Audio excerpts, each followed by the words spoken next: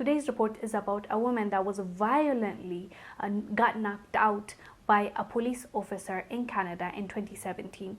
Now the story is back because his lawyer is saying he should be arrested in his house comfortably. Why, you might ask? Because he doesn't think that one mistake should change your whole entire life. Those are the words of the lawyer. And people are not happy. They're really not. This woman was knocked out. Her head was bleeding.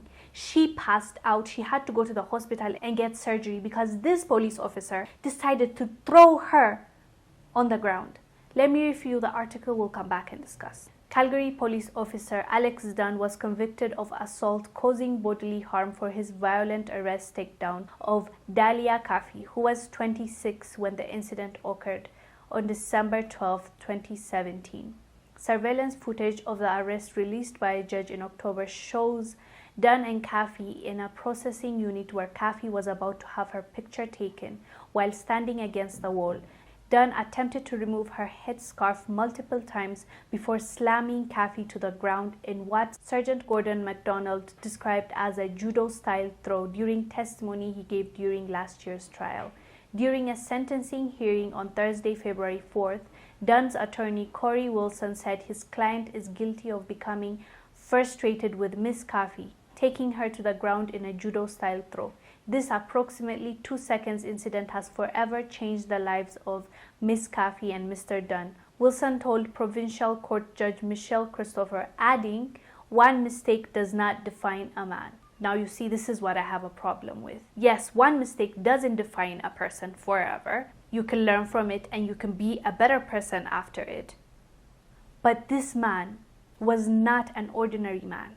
This man was a police officer that was on duty. He was responsible for this lady.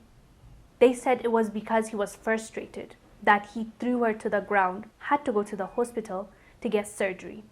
This lady at that time was only 26 years old. So when he's on the job, no, it's not just going to be brushed off like we're all humans, we can make mistakes. With great power comes great responsibility, not to quote Spider-Man. He has a responsibility right there. He is the one with the power. So him being frustrated and throwing her to the ground, she's not even a man, that's a woman that he did that to, a young lady, 26 years old. It's not like she's more powerful than him. There was no need for him to use that much force on her. So no, I don't like what the lawyer is trying to say here. I just don't agree with it. So prosecutors argued Thursday that Dunn should serve 9 months in jail, while Wilson proposed that his client's sentence be made up of combination of house arrest, curfew, and probation. Imagine. He doesn't even, 9 months on its own, I think is little. For what he did, 9 months is not a lot. But then again, I'm not the judge. So that's what they were. That was what the prosecutors argued, right? But then the lawyer came out and said, no, that's extreme, you guys, that's extreme. What he needs to be sentenced to is a house arrest, curfew, and a probation. That should be enough. And he said that if the judge thinks jail time is warranted, it should be served for 30 or 45 days, served on weekends. That's what he believes. That's what the lawyer is fighting for. This is nonsense to me. This is not right. In the first place, the crime was not even violent. Like what she did was, she was pulled over for turning on a yellow light. Kafi was heading home from a friend's house after realizing she was out past curfew. It's because she was outside past curfew time. You get what I mean? Like she just passed a curfew time. And he took it upon himself to harm that girl. And this is a man against a 26-year-old woman. This is not right. And frankly, I don't think 9 months was a lot in the first place. The lawyer's saying 30 days. If the judge says no to the house arrest. This is crazy. Let me read for you what she said when she was asked. But first, let me tell you what the lawyer, oh my God, this lawyer is getting on my last nerves. He says, this is an individual who's had his life destroyed by one very unfortunate incident. He called it an unfortunate incident. When did people stop taking accountability for what they have done? Like, this was a freaking police. It's not a teenager that got in a fight. Like, come on, give him some credit.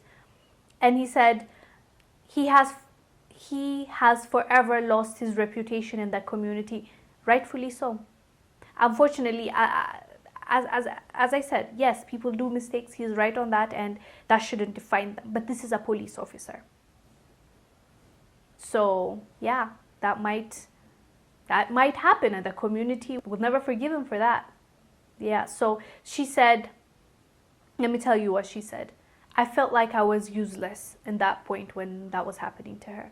I felt like I was useless, like I was nothing, because of the way he threw me to the ground, said Kafi. I didn't feel like a human being. You would never do that to a dog or a cat. So why would you do that to a human being? Yeah, why? And the lawyer wants us to believe that this man just made one mistake, and that should not define him, and the community will disown him or mistreat him. And well, yeah, as adults, everything you do has consequence, and you have to know that, and you have to live with that, especially if you have power, if you're in a leadership position, or if you're a police officer that is there to serve and protect the people. I don't know what to tell you. That is the reality, and that is the world that we're living in. So this girl needs her justice. Like, she was humiliated. She went through that for what? Because she passed curfew? She didn't steal. She didn't kill. Yeah, I don't think this is fair. Anyways, guys, do let us know down below what your thoughts are about this police officer doing what he did to her. I don't know if you knew about this story because it happened 2017. Now we're talking about it because of his lawyer refusing to serving 9 months in prison. Let us know down below what your thoughts are. I am Wangir Zalalam bringing you this report. I'll see you on the next one. Bye.